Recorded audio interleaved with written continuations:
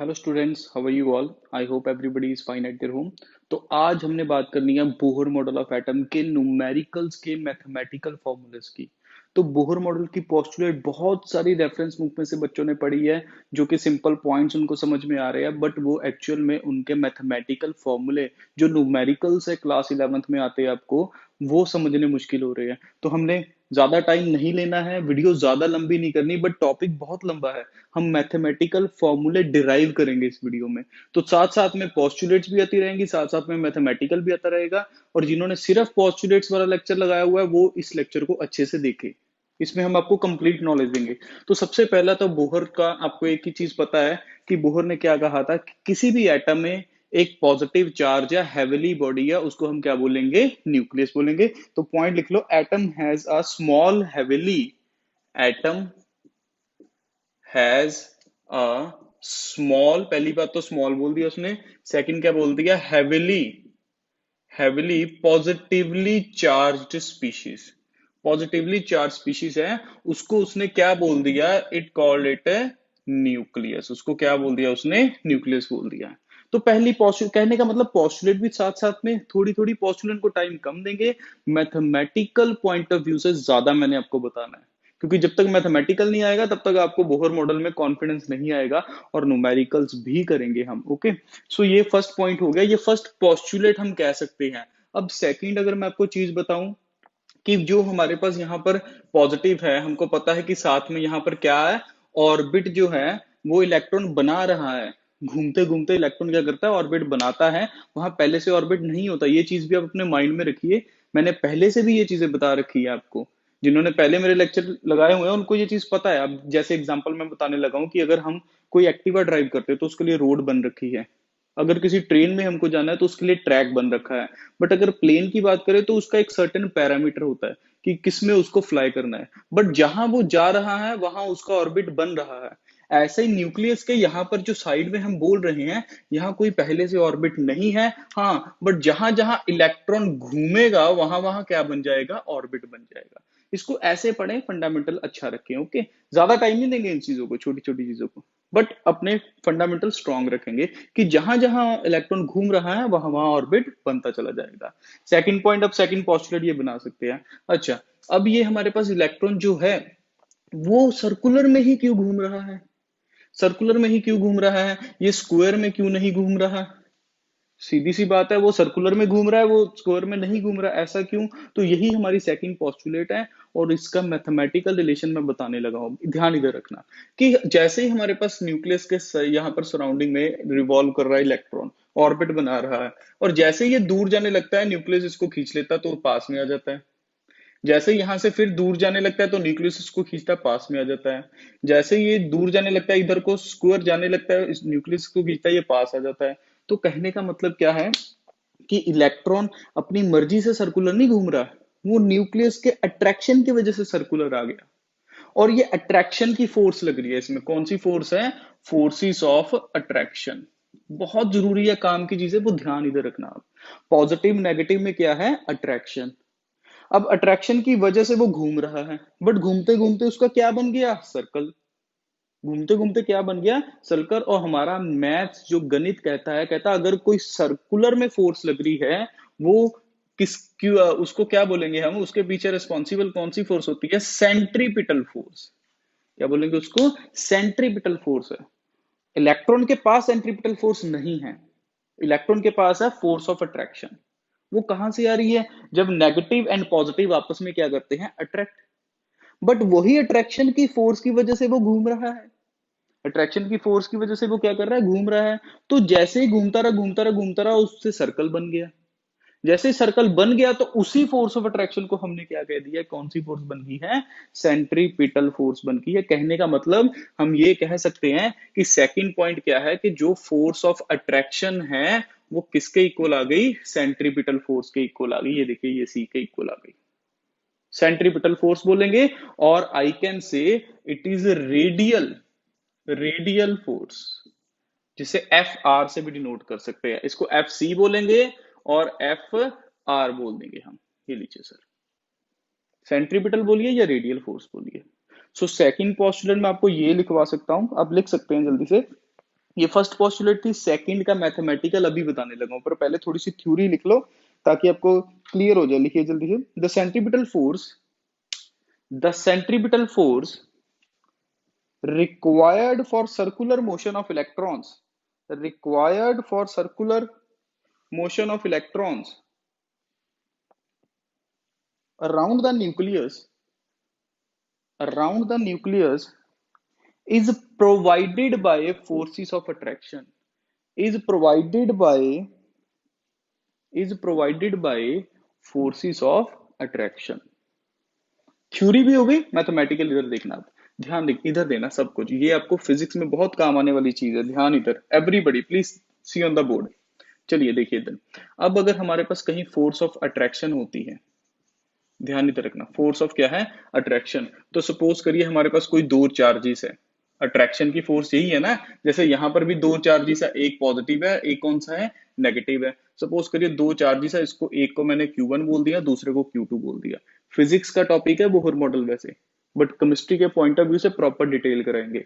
Suppose we are having two charges, attraction किस में होगी, दो चार्जेस में। Of course that two charges will be opposite to each other, तभी attraction होगी। सपोज Q1 है एक चार्ज, दूसरा कौन सा Q2 है, इसके बीच में हमारे पास डिस्टेंस है R। तो फोर्स ऑफ अट्रैक्शन कहती है कि हमारे पास फॉर्मूला क्या होता है, 1/4πε0 Q1 Q2 upon R square. 1/4πε0 Q1 Q2 upon R square force निकालने का मेथड है हमारे पास, जो मैथमेटिकल है। एप्सिलॉन नॉट हमारे पास कांस्टेंट होता है, जिसकी वैल्यू है 8.854। सबकी वैल्यू है कांस्टेंट, धीरे धीरे समझते चले जाएंगे। अब ध्यान बोर्ड की तरफ रखना, everybody please see on the board.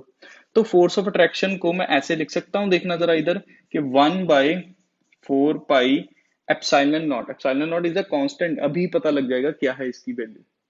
जैसे हमने प्लैंक कांस्टेंट पढ़ा था लास्ट क्लास में, ऐसे एप्सिलॉन है हमारे पास। इधर देखना Q1 Q2। अब हमारे पास चार्ज कौन से हैं यहाँ पर, एक तो है हमारे पास इलेक्ट्रॉन का चार्ज E, एक इलेक्ट्रॉन का चार्ज हो गया, एक प्रोटॉन का चार्ज है वो भी क्या है E, उसको भी हमने क्या ले लिया E। अब ध्यान इधर, अब प्रोटॉन को मैं ऐसे कह सकता हूं, if we need to identify the proton we can say, हम उसका एटॉमिक नंबर देख लें। Number of protons will be is equal to atomic number. 9th 10th से पढ़ते आ रहे हैं, 11th में भी हमने पहले पढ़ा है कि नंबर ऑफ प्रोटॉन जो होते हैं, जो नंबर ऑफ प्रोटॉन्स होते हैं, that will be is equal to its atomic number, that is atomic number is Z।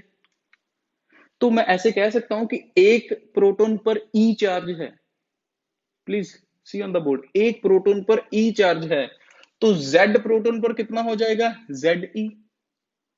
एक प्रोटॉन पर E चार्ज है तो Z प्रोटॉन पर कितना हो जाएगा, Ze। Q1 की वैल्यू क्या होगी, Ze। Q2 क्या है, एक और E हमारे पास इलेक्ट्रॉन वाला E, तो ऐसे आ गया डिवाइड बाय R स्क्वायर। ये बहुत इंपॉर्टेंट है, मैथमेटिकल फॉर्मूले डिराइव कर रहे हैं वन बाय वन। रेडियस कैसे निकालना है बोहर मॉडल का, वेलोसिटी कैसे निकालनी है, एनर्जी कैसे निकालनी है, सारा कुछ एक्सप्लेन करना है। थोड़ी सी वीडियो लंबी हो जाए कोई बात नहीं, बट कॉन्सेप्ट अच्छे से होना चाहिए, क्योंकि एग्जाम में आएगा न्यूमेरिकल, न्यूमेरिकल के ऊपर ही वीडियो है। तो एक प्रोटॉन का चार्ज था E, बट प्रोटॉन कितने होते हैं, Z के इक्वल, तो Z प्रोटॉन पर कितना हो गया, Ze इंटू Q2 की वैल्यू क्या है E, एंड इन दोनों के बीच का डिस्टेंस क्या था, हमने लिया R स्क्वायर आ गया। तो इसको हम ऐसे लिख सकते हैं, F attraction is equal to 1/1 की जगह मैं ऐसे लिख दूं, Ze स्क्वायर 4πε0 R स्क्वायर। ये लीजिए सर, ये किसकी वैल्यू है, फोर्स ऑफ अट्रैक्शन की, जो पॉजिटिव और नेगेटिव आपस में अट्रैक्शन की फोर्स करते हैं। और इसी फोर्स ऑफ अट्रैक्शन को किसके इक्वल करना है, हमने सेंट्रीपिटल फोर्स के इक्वल करना है। We need to equalate it to centripetal force. और सेंट्रीपिटल फोर्स का फॉर्मूला क्या होता है, if I tell you what do you mean by centripetal force, ये mathematical relation, it is mv square upon r। देखो basic basic चीजें आपको पता होनी चाहिए। सेंट्रीपिटल के मैथ्स के इतने तो 9th 10th 8th वाले लेवल के क्वेश्चंस है जी, कि सेंट्रीपिटल फोर्स का फॉर्मूला क्या होगा। अगर हमारे पास कोई चीज है, वो सर्कल में हमारे पास है, तो उसका मास m है, रेडियस r है, और वेलोसिटी कितनी है v, तो इसकी सेंट्रीपिटल फोर्स क्या होती है, mv square upon r। Basic चीजें पता हो। ये थी बेसिक फोर्स ऑफ अट्रैक्शन का, ये था बेसिक सेंट्रीपिटल का। दोनों को हमने क्या करना है, कंबाइन, तो पहला रिलेशन बन जाएगा। पहली ये पोस्टुलेट होगी, इसको नोट कर लीजिए, नोट कर लीजिए जल्दी से।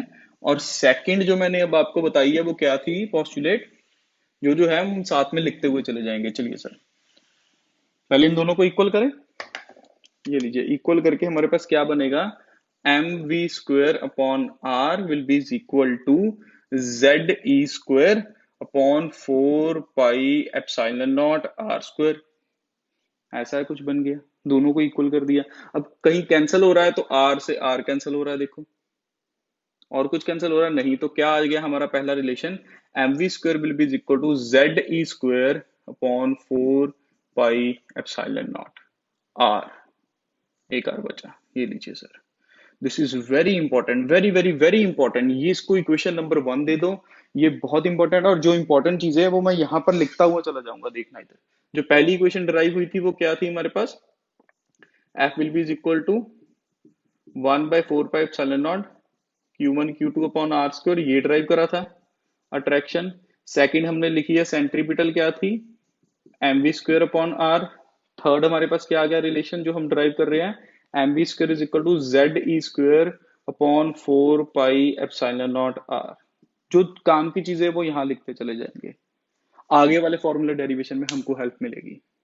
तो फर्स्ट पॉस्टुलेट क्या थी कि एटम के पास कोई हैवीली पॉजिटिवली चार्ज्ड, जिसको हम न्यूक्लियस बोलेंगे। सेकंड पॉस्टुलेट क्या है कि centripetal force will be equal to force of attraction, और उसका मैथमेटिकल फॉर्मूला ये निकल गया है हमारा।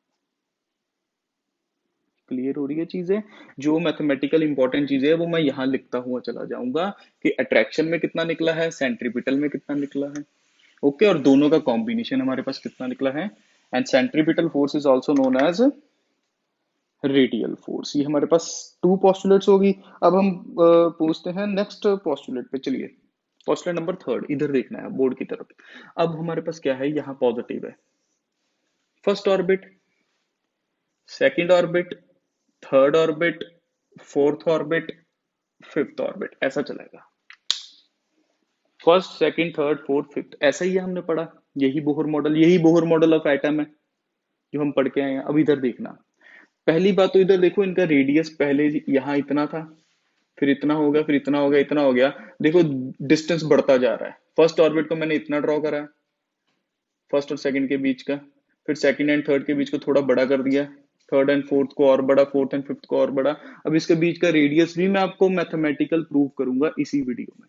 ओके, अब सेकंड पोस्टुलेट ये है, कहता है इलेक्ट्रॉन ऑर्बिट वहां बनाएगा। अब थर्ड पोस्टुलेट क्या है कि इलेक्ट्रॉन ऑर्बिट वहां बनाएगा जहां उसकी एंगुलर मोमेंटम, क्या है, एन एच बाई 2 पाई। जहां उसकी क्या, एंगुलर मोमेंटम, ये लीजिए सर, एंगुलर मोमेंटम उसकी क्या होगी, एन एच बाई 2 पाई। कहने का मतलब क्या है, ये जो फर्स्ट है, where N is an integer, पहले एन की वैल्यू लिख दें, where N is any integer means हम उसकी बात कर रहे हैं, ऑर्बिट की बात कर रहे हैं। अब मोमेंटम क्या होता है और एंगुलर मोमेंटम क्या होता है, ये थोड़ा सा पता हो आपको, फिजिक्स वाली टर्म है सारी, बट पढ़ना तो पड़ेगा अब साथ साथ में। एंगुलर मोमेंटम क्या होता है, अब इधर देखना, एंगुलर मोमेंटम में हमारे पास क्या होगा, फॉर्मूला होता है इसका M V R. M V R, इसको एल से डिनोट करते हैं या फिर जे से डिनोट करते हैं, एल से डिनोट करेंगे या फिर जे से डिनोट करेंगे। एंगुलर मोमेंटम, अगर सिंपल मोमेंटम होता then it will be mass into velocity. Simple momentum होता तो वो क्या होता, जिसको पी से डिनोट करते हैं, अगर मैं आपको बोलूं उसको लीनियर मोमेंटम बोलते हैं। लीनियर मोमेंटम अगर हमारे पास होता तो वो क्या होता, mass into velocity. But this is angular momentum, that will be M V R. Okay, अब ध्यान बोर्ड की तरफ। थर्ड पोस्टुलेट क्या कह रहा है, फिर से बताने लगा हूं कि इलेक्ट्रॉन वहां ऑर्बिट बनाएगा जहां उसकी एंगुलर मोमेंटम किसके इक्वल होगी, N H by 2 pi. What does that mean? That means MVR, MVR will be equal to NH by 2 पाई। एक और मैथमेटिकल रिलेशन, एक और इंपॉर्टेंट चीज जिससे आगे वाले सारी एप्लीकेशंस होनी है, बहुत इंपॉर्टेंट है सर। मतलब को बताइए, मतलब फर्स्ट ऑर्बिट कहां बनेगा, फर्स्ट ऑर्बिट यहां पर कहां बनेगा, जहां एन की वैल्यू क्या हो जाएगी 1, put N is equal to 1। Put n is equal to 1, n की वैल्यू 1 पुट करें जरा, क्या बन गया, h/2 पाई, क्या बन गया, h/2 पाई। मतलब फर्स्ट ऑर्बिट की यहां पर अगर मैं वैल्यू लिखूं, it will be on h/2 पाई पर बनेगा। h इज प्लैंक कांस्टेंट, जिन्होंने नहीं पढ़ा पहले उनको मैं बता दूं कि h क्या है, प्लैंक कांस्टेंट है। वैसे मेरी वीडियोस जिन्होंने पहले लेक्चर देखे उनको पता होगा कि h क्या प्लैंक कांस्टेंट, इसकी वैल्यू होती है 6.626 इंटू 10⁻34 जूल पर सेकेंड, -34 जूल पर सेकेंड। तो मेन मैथमेटिकल की वैल्यू है इसकी, इसकी वैल्यू है, याद रखना है। अगर मैं सेकंड की बात करूं तो सेकंड में क्या हो जाएगा, 2h/2 पाई, और 2 से 2 क्या हो गया, कैंसिल। मींस ये जो सेकंड ऑर्बिट है ये कहां बनेगा, जहां उसकी एंगुलर मोमेंटम क्या आएगी, h/पाई आएगी, h/पाई आएगी। इसी तरह से 3/2 h/पाई, ठीक है। ऐसे इसी तरह से हमारे पास चलता रहेगा और हमारे पास एंगुलर मोमेंटम आ गया। तो कहने का मतलब है थर्ड पोस्टुलेट को भी मैं यहां करके लिख दूं कि that mvr will be is equal to nh/2 pi. ये लीजिए sir, mvr will be is equal to nh/2 pi, where mvr is angular momentum. mvr हमारे पास क्या है, एंगुलर मोमेंटम। मैथमेटिकल पे फोकस रखो, जो उधर मैथमेटिकल देखे हैं इसके ऊपर न्यूमेरिकल्स करने हैं, यही फॉर्मूला यूज होंगे आगे रेडियस वगैरह के लिए हमारे पास। ये लीजिए, इन मैथमेटिकल पर हमको फोकस रखना है। क्लियर है। तो 3 पोस्टुलेट्स हमारी होगी, या फोर्थ पोस्टुलेट एक बार लिख लो थ्योरी के लिए, जल्दी जल्दी से 1 मिनट में लिखा देता हूं। Electron revolve around the nucleus, electron revolve around the nucleus making making fixed circular orbits, fixed circular orbits with fixed energy and velocity, with fixed energy and velocity। कहने का मतलब क्या है कि इलेक्ट्रॉन ऑर्बिट तो बना रहा है, इलेक्ट्रॉन ऑर्बिट तो बना रहा है, बट उसकी ऑर्बिट की एनर्जी एंड वेलोसिटी, दो चीजें हैं बॉस, एनर्जी एंड वेलोसिटी। आगे जाके मैंने एनर्जी, वेलोसिटी एंड रेडियस के मैथमेटिकल फॉर्मूले कराने हैं अभी। तो उसकी एनर्जी एंड वेलोसिटी क्या है, वो कह रहे हैं फिक्स्ड है, वो क्या है, फिक्स्ड है हमारे पास। नेक्स्ट पोस्टुलेट होगी कि हमारे पास इलेक्ट्रॉन घूम रहा है, ऑर्बिट बना रहा है, बट जिस स्पीड से वो बना रहा है वो फिक्स है, वो चेंज नहीं होगी, और जिस एनर्जी से वो घूम रहा है वो फिक्स्ड है, वो चेंज नहीं होगा। क्लियर हो रही है चीज। तो ये नेक्स्ट पोस्टुलेट होगी, नोट करते चलिए, धीरे धीरे हम आगे बढ़ते रहेंगे, जैसे जैसे क्वेश्चन सॉल्व करते रहेंगे आपको बोहर मॉडल एकदम क्लियर होता हुआ चला जाएगा। अभी करा क्या है, जल्दी से कंक्लूजन बता दो मेरे को जल्दी से। फर्स्ट, के एटम के पास न्यूक्लियस है, खत्म होगी बात। सेकंड, सेंट्रीपिटल फोर्स की वजह से वो सर्कुलर घूम रहा है। तो सेंट्रीपिटल फोर्स आई कहां से, अट्रैक्शन से आई है। तो अट्रैक्शन से आई है, दोनों को इक्वल कर दो, मैथमेटिकल रिलेशन ये बन रहा है उसका। सेंट्रीपिटल फोर्स ये होती है, अट्रैक्शन की फोर्स ये होती है, और दोनों को इक्वल कर दिया तो ये बनेगा ये।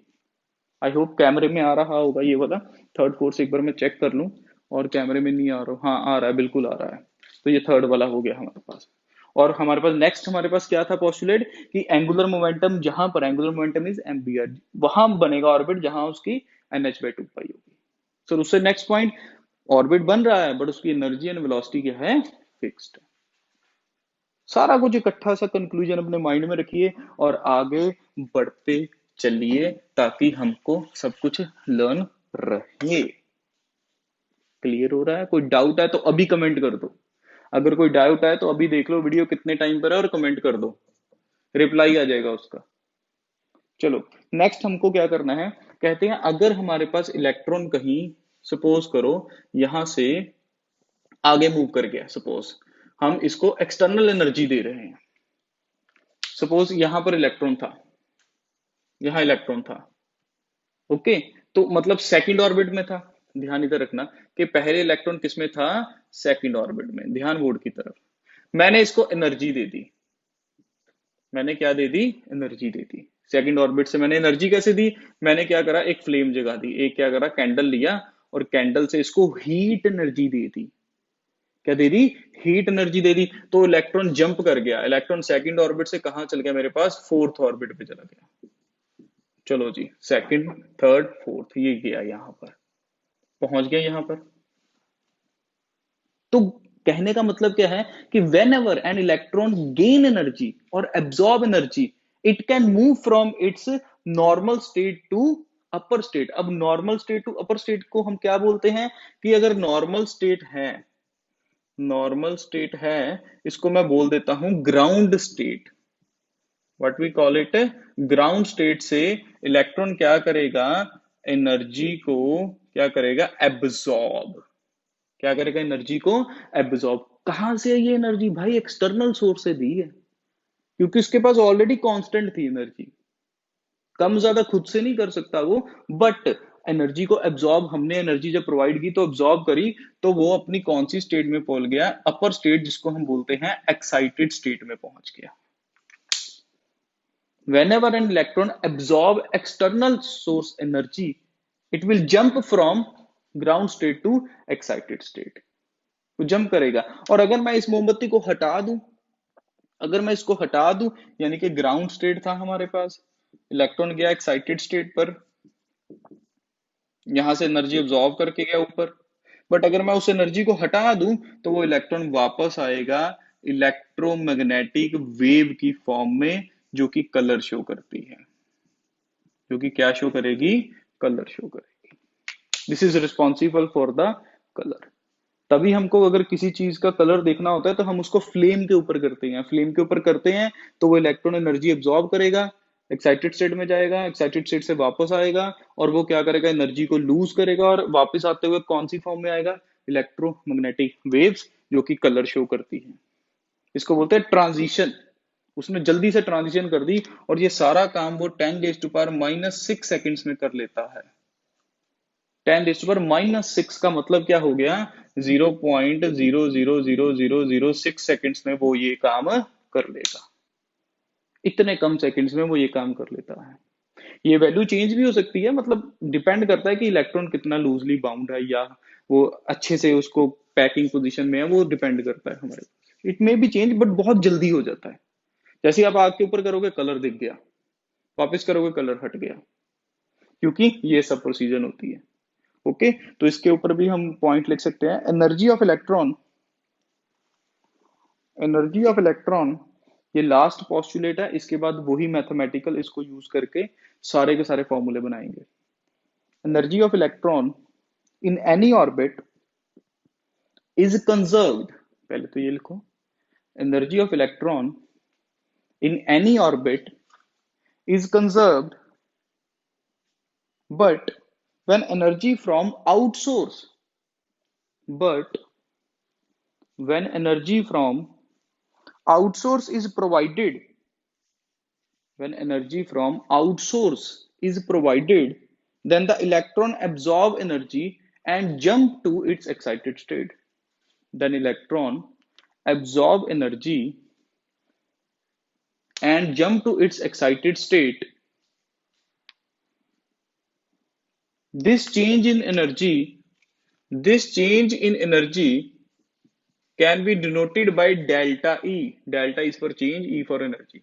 Delta E, and it will be E2 minus E1. This change in energy can be calculated as delta E, which is equal to E2 minus E1. E2 minus E1. Is it okay? E2 minus E1.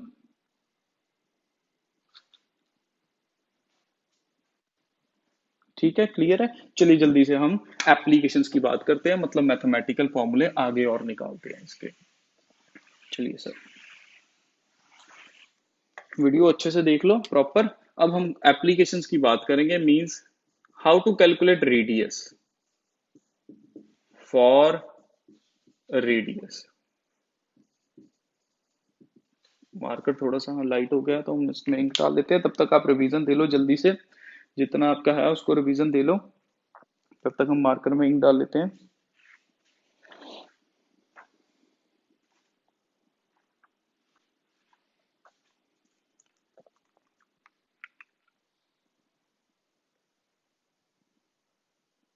सारा का सारा video एक ही बार में देख के और अच्छे से नोट्स बना लो। साथ साथ में आपको पोस्टुलेट्स भी लिखा दिए हैं, साथ साथ में ये मैथमेटिकल फॉर्मूलेस भी मैंने आपको क्या कर दिए हैं, शो कर दिए हैं।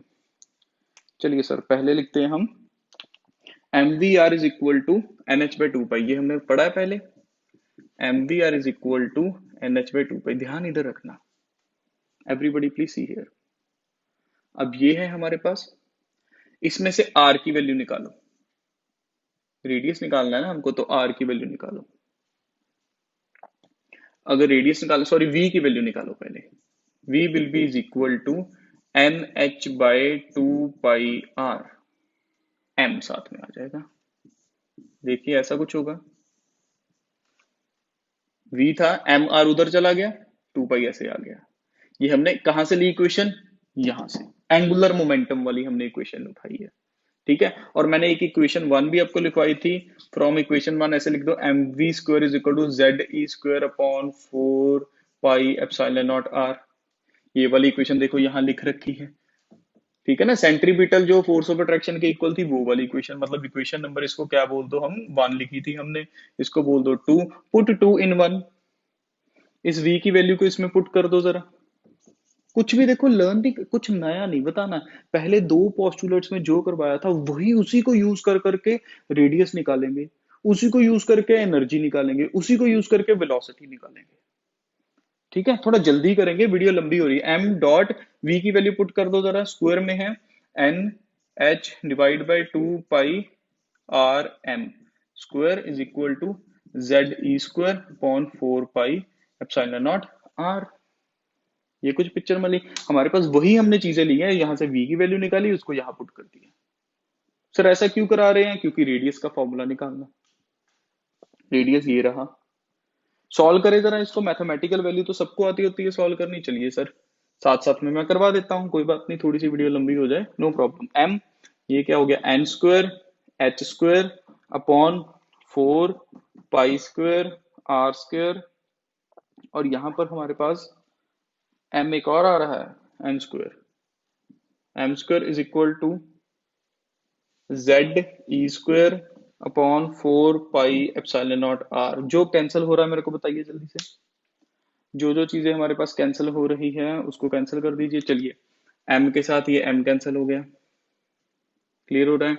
4 के साथ 4 कैंसिल हो रहा है, पाई स्क्वायर के साथ पाई कैंसिल हो गया हमारे पास।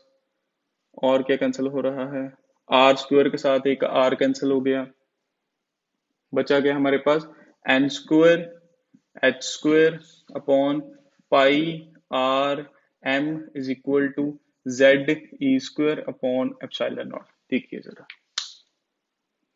यही बच रहा है, N square H square epsilon naught Z ई स्क्वायर पाई एम आर। तो आर की इसको क्रॉस मल्टीप्लाई कर दीजिए, क्रॉस मल्टीप्लाई कर दें तो क्या बन जाएगा हमारे पास, pi R M Z E square, pi R M Z E square is equal to क्या बनेगा, N square H square epsilon naught. अब आपको आर को इधर रखना है, बाकी सबको उधर ले जाना है, क्योंकि हम रेडियस कैलकुलेट कर रहे हैं। तो R will be is equal to N square H square epsilon naught divide by pi M Z E square. देखिए बॉस, ये हमारे पास रेडियस का एक रिलेशन निकल के आया है। मैथमेटिकल जेई नीट जो भी एंट्रेंस है सारा इसमें हो गया। सर कोई मुश्किल है, अभी इसको इजी करिए, और इजी करने लगा हूं, ध्यान बोर्ड की तरफ रखना जरा, ध्यान इधर, एक मिनट के लिए। उन्हीं दो पोस्टुलेट को यूज कर रहे हैं, बस मैथमेटिकल वैल्यू है, सॉल्व करते चले जाओ, जो सेम है उसको कैंसिल कर दो, आर को एक साइड रख के बाकी सारा उधर भेज दो। अब इसमें से जो कांस्टेंट है उसको हम निकाले जरा। R will be is equal to, क्या है हमारे पास कांस्टेंट, एक तो एन की वैल्यू हम निकाल सकते हैं और नीचे से जेड की वैल्यू, ठीक है जी। अब इधर देखिए, एच कांस्टेंट है, वैल्यू फिक्स है, एप्सिलॉन नॉट वैल्यू फिक्स है, डिवाइड बाय पाई की वैल्यू फिक्स है, एम की वैल्यू फिक्स है, और जेड, जेड की नहीं ई की वैल्यू हमारे पास क्या है, कांस्टेंट है। इनकी वैल्यू हमको निकालनी पड़ती है, where N is number of shell, Z is atomic number. अब इनकी वैल्यूज क्या होती है, R will be is equal to, H की क्या है 6.626 इंटू 10 रेस्ट पर माइनस 34 का स्क्वायर हो जाएगा, एप्सिलॉन नॉट की वैल्यू कितनी 8.8 इंटू 10⁻⁻⁵ डिवाइड बाई पाई की कितनी है 3.14, mass of electron 9.1 into 10⁻31 kg, charge on electron 1.6 into 10⁻19 coulomb, इसका क्या आ जाएगा square into N square by Z. यहां का मैं रद्द कर देता हूं, देखो सारी मैथमेटिकल चीजें हमने वैल्यू पुट कर दी है, जो नीचे दिया था उसकी वैल्यू पुट कर दी। देख लीजिए ये सारी कांस्टेंट वैल्यू है जो हमको लर्न ही रहती है, सारी की सारी कांस्टेंट वैल्यू है। और हमारे पास ये 8.8 10⁻12 होता है, इसको थोड़ा सा ठीक कर लीजिएगा, ये लीजिए सर। ओके 8.854 होता है, वैसे 8.8 लिख सकते हैं। तो इन सबको अगर हम सॉल्व कर दें तो it will be 0.529 into 10⁻12 N square by Z, ये लीजिए sir N square by Z, और ये किस में आएगा मीटर्स में आएगा। और अगर आपको आर्मस्ट्रॉन में लिखना है R N will be is equal to 0.529 N square by Z आर्मस्ट्रॉन,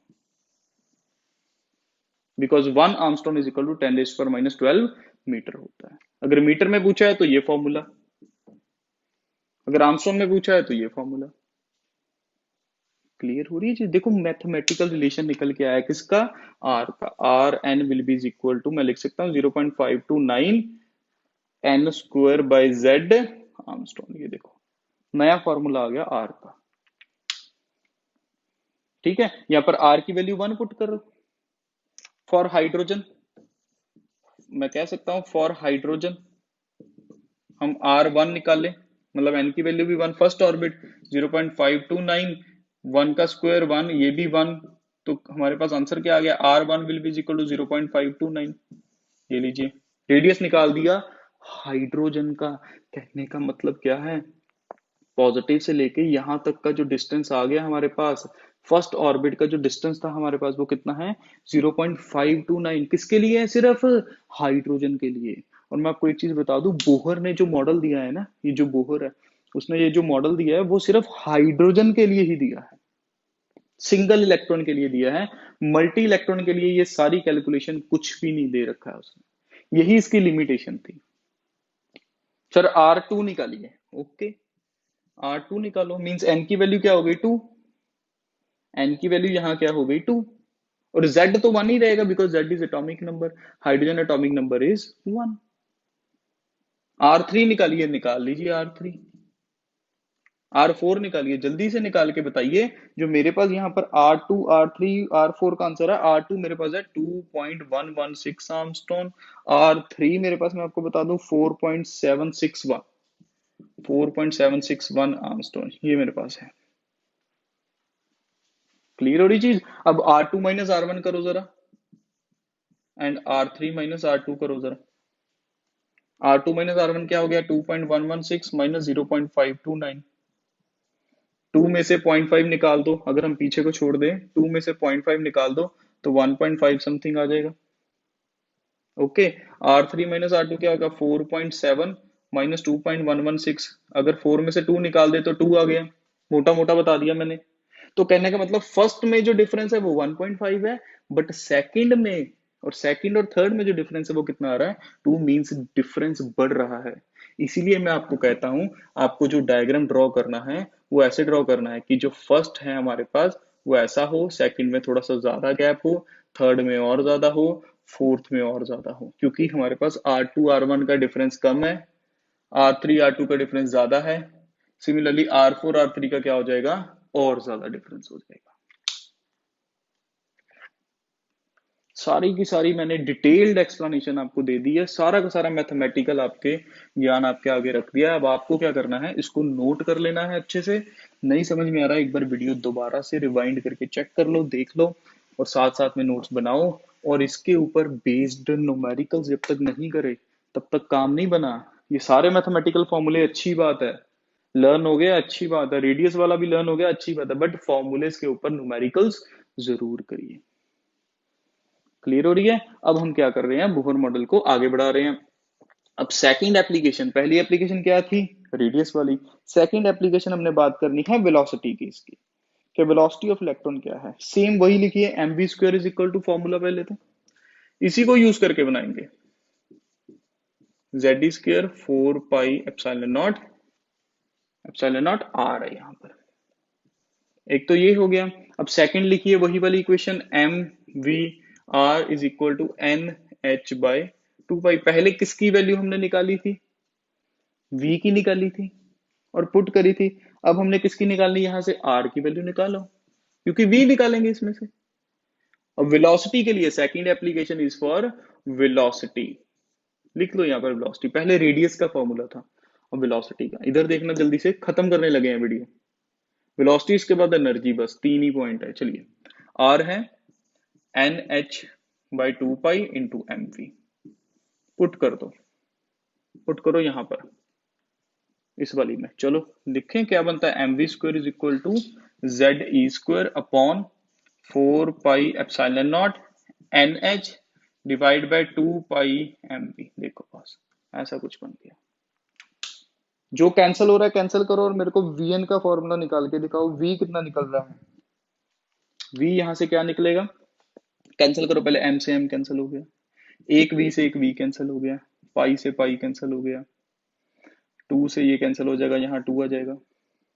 बना क्या, v is equal to, v बचा, ऊपर जेड ही ऐसे ही रहा, z² अपॉन 2 रह गया, एप्सिलॉन नॉट रह गया, n रह गया, h रह गया। ये लो बॉस, खत्म। फॉर्मूला ड्राइव कर रहे हैं हम उन्हीं दो पोस्टुलेट्स को यूज करके जो स्टार्टिंग में करवाई थी, उन्हीं दो को। सर आगे जरा एक्सप्लेन करिए जरा। ओके, वी एन कह सकता हूं मैं, जैसे आर एन कहा था, तो क्या बनेगा, जेड की वैल्यू हम बाहर निकालेंगे क्योंकि एटॉमिक नंबर है, ऊपर क्या रह जाएगा, ई² अपॉन 2 कांस्टेंट होता है, एप्सिलॉन नॉट कांस्टेंट होता है और एच कांस्टेंट होता है, जेड बाय एन यहां रह जाएगा। ई की वैल्यू दोबारा बताऊं क्या, 1.6 इंटू 10⁻⁻19 इसका स्क्वायर हो गया, 2 into epsilon not 8.85 into 10⁻12। H की वैल्यू क्या है, 6.626 इंटू 10⁻34। पुट करो वैल्यू, और जो कांस्टेंट नहीं है, जो चेंज होगी वो क्या होगी हमारे पास, z अपॉन एन। ये लीजिए साथ में क्या हो जाएगा, z अपॉन एन। सिंपल सी चीज है, क्लियर है। और इसको अगर मैं सॉल्व कर दूं सारे के सारे को, तो मेरे पास आंसर आएगा 13.6। एक बार वेरीफाई कर लेते हैं, सॉरी 2.18, 2 पॉइंट, ये एनर्जी का होता है, 2.18 into 10⁻6 into Z upon N metre पर सेकेंड। 10⁻6 ही है, जेड अपॉन एन मीटर पर सेकेंड। सॉल्व करके चेक कर लीजिए चाहे इसको, आपको यही आंसर आ रहा होगा।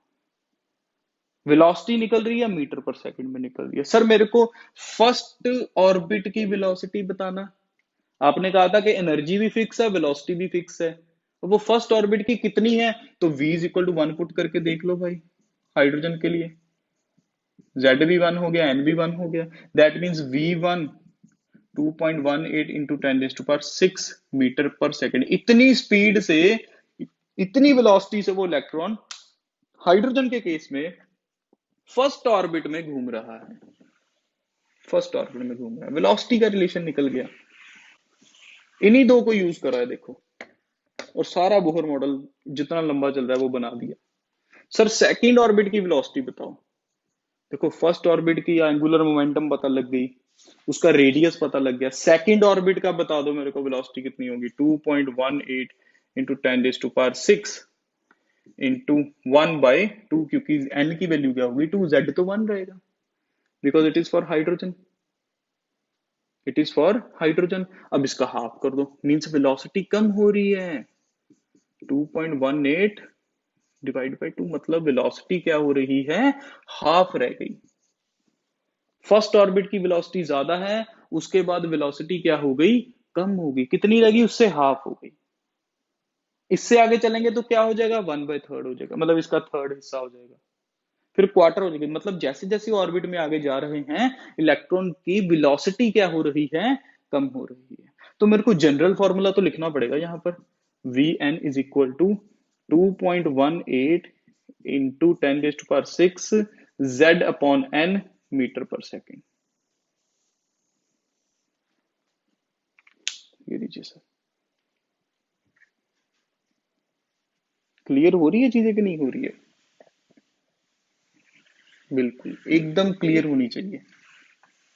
ये लीजिए, जो जो सॉल्व कर रहे हैं मैथमेटिकल साथ साथ में, पोस्टुलेट पहले ही करा दिए 5 की 5, जो जो कर रहे हैं साथ साथ में लिख रहे हैं।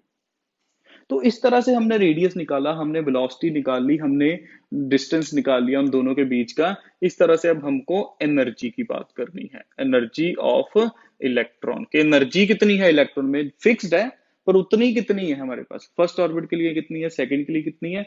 तो आप इनके ऊपर न्यूमेरिकल जरूर करना, रेडियस के ऊपर, वेलोसिटी के ऊपर। और अब हम एनर्जी की बात करने जा रहे हैं। एनर्जी दो तरह की होती है, तो उसमें कौन सी हमारे पास आ जाएगी? एक तो इधर देखना जरा, न्यूक्लियस शेल की एनर्जी चाहिए हमको, हम यही करेंगे ना, ऑर्बिट की एनर्जी हमारे पास। तो दो तरह की एनर्जी होगी, एक तो हमारे पास होती है काइनेटिक एनर्जी, एक होती है पोटेंशियल एनर्जी। तो काइनेटिक एनर्जी के लिए करिए जरा। काइनेटिक एनर्जी क्या होती है? Half M V square. Video ज्यादा लंबी तो नहीं होगी, देख लें जरा टाइम कितना हो गया। अरे बाप रे, 41 मिनट्स की। तो आपका लेक्चर 45 मिनट्स तक का होता है डेली का, तो 3 से 4 मिनट और मैं आपको जल्दी से ये बता दूं। काइनेटिक एनर्जी हमारे पास क्या है? हाफ एम वी स्क्वायर है। इसमें से आप निकालिए जल्दी से वी की वैल्यू, वी की वैल्यू पुट करिए जरा। वी की वैल्यू यहां से निकाल के ऊपर वाले से पुट कर दीजिए मेरे को जल्दी से। Put value of v, put value of v. Kinetic energy will be is equal to half n, साथ में लिखिए Z E square upon 2n, Z E square upon 2n epsilon not h। Z E square is equal to 2n epsilon not h। ये है हमारे पास, और इसका क्या आएगा? स्क्वायर आएगा। कहां से निकाली? यहां से, यहीं से निकाल लिया हमने। क्लियर हो रही है चीजें? तो काइनेटिक एनर्जी को सॉल्व कर लीजिए। इसको सॉल्व करके क्या आएगा हमारे पास? हाफ एम जेड स्क्वायर हो गया, ई 4 हो गया, डिवाइड बाय 4 हो गया, 2 का स्क्वायर कितना हो गया? 4 हो गया, एन स्क्वायर हो गया, एप्सिलॉन नॉट स्क्वायर हो गया, और एच स्क्वायर हो गया। क्लियर है? कुछ कैंसिल हो रहा है? देख लो अगर कुछ कैंसिल हो रहा है, नहीं तो अदरवाइज हम कांस्टेंट अलग निकाले और उसको अलग निकाले और हमारा क्वेश्चन सॉल्व हो जाएगा। Kinetic energy will be is equal to half m Z square e 4 divide by 4 n square epsilon not square H square. Kinetic energy will be is equal to, हाँ जी, कांस्टेंट एक तो Z square ऊपर रहेगा, एक N square ऊपर रहेगा, बाहर रहेगा। जेड स्क्वायर ऊपर से एन स्क्वायर, बचा क्या? ऊपर क्या बचा हमारे पास? N mass E 4 divide by 4 epsilon not square H square. ये लीजिए सर, काइनेटिक एनर्जी का रिलेशन आ गया। काइनेटिक एनर्जी का रिलेशन आ गया। एम की वैल्यू पुट करो, ई की वैल्यू पुट करो, जो भी मैंने सिखाया, एप्सिलॉन नॉट की पुट करो, एच की वैल्यू पुट करो। हमारे पास जो आंसर यहाँ पर आ रहा है, दैट इज माइनस नहीं आएगा काइनेटिक एनर्जी का, पॉजिटिव आएगा। 13.6 हमारे पास आएगा into Z square upon n square, और ये इलेक्ट्रॉन वोल्ट में आता है।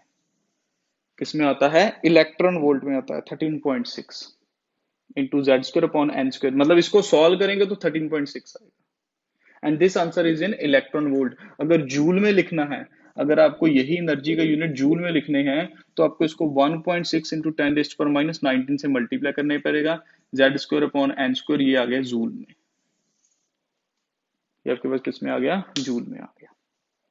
ये काइनेटिक एनर्जी का आ गया ऐसे ही। तो काइनेटिक एनर्जी का हमारे पास, अगर मैं यहां पर लिखूं काइनेटिक एनर्जी, तो वो क्या होगी? 13.6 into Z square upon n square electron volt. ये लीजिए सर, सबके देखो बनते जा रहे हैं फॉर्मूले, सबके बनते जा रहे हैं फॉर्मूले।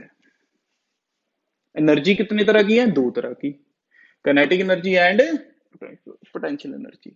तो ये काइनेटिक एनर्जी के बारे में था।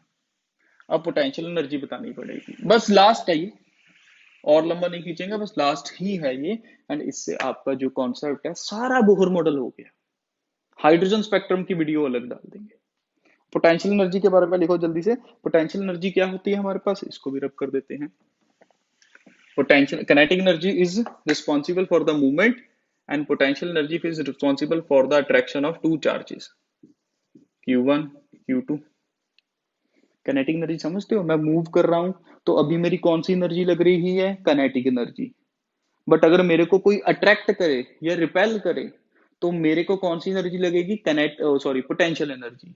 मींस या तो अट्रैक्शन या फिर रिपल्शन में पोटेंशियल एनर्जी, अदरवाइज मूवमेंट में काइनेटिक एनर्जी हमारे पास लगेगी। ओके, तो ये हमारे पास बन गया। ध्यान इधर रखना, पोटेंशियल एनर्जी में क्या बनेगा हमारे पास energy, 1/4πε0 Q1 Q2 upon R square. Okay, अब पोटेंशियल एनर्जी में एक चीज ध्यान रखेंगे कि चार्जेस बहुत यूज होते हैं। 1/4πε0, पहला चार्ज क्या था, -ZE और सेकंड हो गया E। अब ये जो नेगेटिव आ रहा है, ये नेगेटिव आ रहा है, इसको मैं आगे लिख दूं। अब ये नेगेटिव चार्ज किसका है, इलेक्ट्रॉन का। Electron is negative. हमने आपको एग्जाम में बोर्ड में क्वेश्चन भी आ जाता है 11th में कि why the energy of electron is negative. अब एनर्जी बात कर रही है ना, किनेटिक एनर्जी पॉजिटिव आई है बट पोटेंशियल एनर्जी कितनी आ रही है, नेगेटिव। क्यों, क्योंकि पोटेंशियल एनर्जी में हमको देखना पड़ता है, क्योंकि this is responsible for attraction, तो पॉजिटिव नेगेटिव देखना पड़ेगा। तो E है हमारे पास, ये इलेक्ट्रॉन का नेगेटिव जो है वो आगे लिख दिया मैंने, तो मैं ऐसे लिख सकता हूँ ZEE upon R square. That means potential energy is equal to minus ZE square upon 4πε0 R square. This is potential energy, ये पोटेंशियल एनर्जी है। इसमें आर की वैल्यू पुट कर दो यहां पर। आर की वैल्यू कहां से निकालनी है, यहां से निकालो, यहां से निकलेगी आर की वैल्यू। अब सारा पुट करके अगर मैं आपको बताऊं तो मेरे पास जो हमारे पास पोटेंशियल एनर्जी आ रही है, अब आप खुद पुट कर लीजिए, ज्यादा टाइम ना लेते हुए मैं शॉर्टकट में लिखने लगा हूं कि मेरे पास जो आ रहा है दैट इज